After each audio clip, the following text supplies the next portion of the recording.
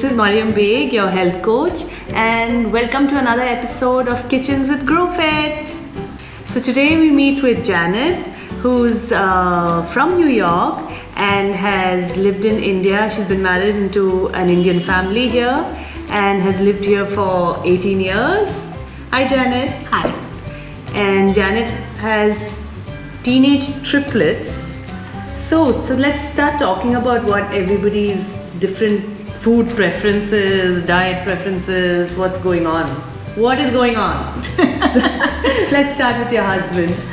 Okay, well, we're a very democratic family. We believe in individual rights very strongly.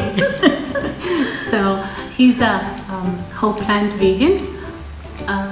He's been one for 2.5 years. He's been diabetic for more than 7. And when he found out about whole plant eating, he's decided to give it a try, and that helped him a lot. Okay. As about his medication, or yes, he's reduced his medication quite a bit. He avoids white food and maida, animal products, of course. He takes it further. As a whole plant vegan, he doesn't eat artificial sugars in any form, and he does not drink tea or coffee. Wow. So what are the things that he eats? A whole lot of vegetables, fruits, legumes, pulses, and whole grains. So he prefers organic, locally produced, if possible, millets, and other kinds of flours. And his sugar, natural sugars. He loves fruits now. He can enjoy fruits that other diabetics cannot. He can eat mango in season and chiku. And his new chocolate is dates. Nice. I love dates. So now tell us about your kids. What do they eat and what do they like and what are their diets like? So I have a son who's a football enthusiast, and he is lactose intolerant. Loves his potatoes and eggs. Doesn't eat meat otherwise. I have my other son prefers continental food and likes dairy. And my daughter likes more Indian food, actually, South Indian food, and likes soy products. Wow. And I just eat the leftovers. So this is a really common problem that most people deal with, people with kids and joint families. Everybody has different preferences and different diet restrictions, or they just like different types of food, right? So how does one manage all this? And everyone can't cook 10 different meals a day. So I think the key to this is good planning and Flexibility. Yeah, so how does that go? Well, the planning bit has really helped a lot in terms of for shopping purposes and just for the day. So oftentimes we try, those of us who are not on a stricter plan, try and align ourselves with those who are. Okay, so let's see what's inside your fridge. Ta-da! I like this fridge. It's looking so nice. It's clean. I can see nuts and fruits and different kinds of, lots of different dairy and non-dairy. Vegetables, not so many vegetables, but I'm sure you buy a lot of vegetables, right? Yeah, they come in the evening. Yeah, and lots of cooked food, lots of cut food, steamed vegetables, nice. We shall not be looking at this part because you have 3 kids, a large family, everybody has different tastes, so that's okay, but I like this. This is nice. A clean fridge is a really good fridge. One of the biggest rules is that if you can put the healthier stuff in front, then you reach for the healthier stuff first, and you put we tend to put like desserts in front and stuff like that, that we tend to like reach it, it's easily reachable. Those should actually be kept at the back, far away, so when you open the fridge you see fresh fruits, fresh vegetables. Okay, broccoli, I will eat the broccoli. So, another really interesting thing is that the door of the fridge is the place which has the least amount of static coolness. So it does not stay cool at the same temperature. It varies in temperature a lot because we constantly open and shut, right?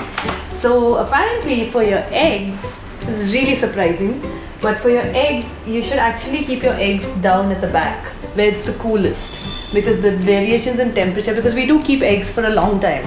Okay. So eggs kind of stay fresher for a longer time there. And you know what else, which is actually good, what you've done here, is that even the milks and stuff like that, you should kind of try and keep them at the bottom in the cooler part, and not, here's stuff which actually stays for a longer time, that doesn't get, that doesn't go bad fast. Isn't that interesting? Yeah, because you never think about it, right? So this is what a well-planned menu in a house full of kids and full of people with different dietary requirements looks like. How often do you work on this? Maybe 6 to 8 weeks. 6 to 8 weeks. So that's like a month and a half, 2 months of meals that have been planned way in advance, so you know what's coming. And I think it just gets easier, right? Doesn't it get easier to do? I mean, it sounds really daunting right now, but this really helps. It's really easy. They're no-brainers. You start using it because we do eat we do eat similar things all the time, right? This is your son who trains a lot. His weekend. That's actually daily. We change it every day. You change it every day. So anyway, so you plan stuff so even when especially when you're trying to cut down on carbs or cut down on sugars, it's so nice when you have this little bit of help, right? Where it's like, no thinking. This is what I'm supposed to have now. This is what I'm supposed to have now. It sounds daunting, but it's actually such a helper. These are vegetable alternatives to anything, right? So you have carrots with beans, roasted vegetables, the kind of vegetables to add, bok choy, tawa vegetables. So this is just different ideas. It's like Googling different ideas. It's there on your fridge. That is so fab that I'm going to do this now, because this is such an interesting thing to do. So I have a really good suggestion from GrowFit. They've come out with these really nice smoothie mixes. Some are meal replacement ones which are ultra low carb. They're high protein, low carb, high fiber. They're diabetic friendly, and they come in vegan versions as well as they have an in-between meal, a post-workout smoothie that you can have in between meals while you're on the run. And since the kids are traveling so much during their days and their days are so full, this could really be added into that list and work for you. Yeah, I agree. I like this meal replacement one too, especially because I go out sometimes and I get stuck, and so instead of stopping by and eating some fast food, I can just take that. And this smoothie is good for my son after matches or training, because he's stuck in traffic.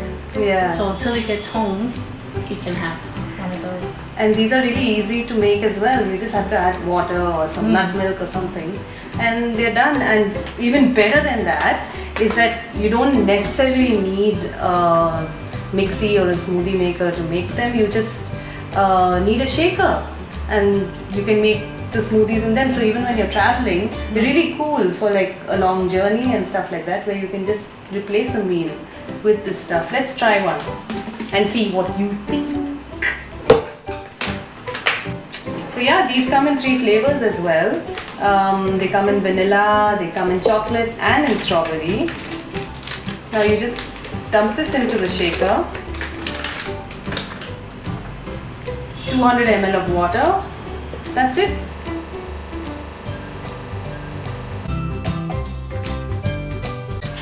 Ta-da! Hey, it's better than I thought. It's sweet but not too sweet. Right. So, what did you think of today? Was there anything good? Yeah, it was fun. In fact, your positive responses about my fridge and the meal plans was very validating, and strengthened my commitment to healthy eating in the family. I also like this meal replacement idea, because I do find myself stuck many times, and I end up eating on the road when I really don't want to, but then I'm hungry. So I really want to take that back with me. Oh, good. Thanks a lot.